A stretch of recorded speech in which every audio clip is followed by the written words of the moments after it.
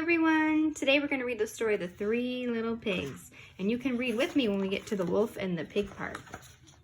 This is the story that we did for our puppet theater. There were once three little pigs named Horace, Boris, and Percy who lived together in a teeny tiny cottage in the forest.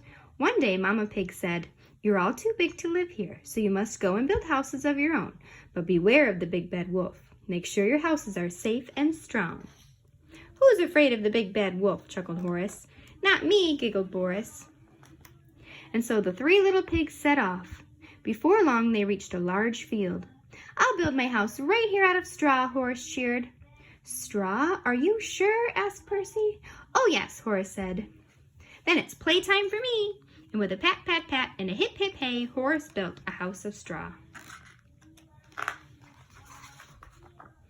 Soon after, Boris and Percy reached the edge of the woods. "I'll build my house right here out of sticks," Boris squealed excitedly. "Then I can go and play with Horace." "Sticks? Is that wise?" asked Percy. "It's perfect," Boris said. And with a stack, stack, stack, and a tra-la-la, Boris built a house of sticks. All afternoon, Horace and Boris laughed and danced. They had completely forgotten their mother's warning.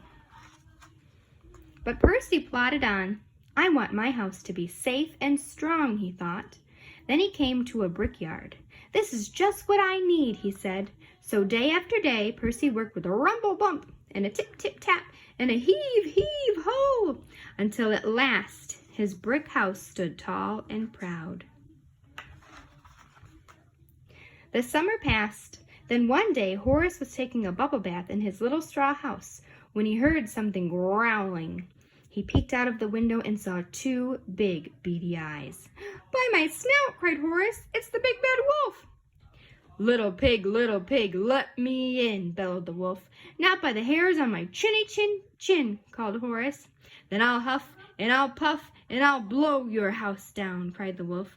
And he huffed and he puffed, and whoosh, Horace's house blew down, down, down. Horace yelped and scurried all the way to Boris's house of sticks. "Look out!" he cried.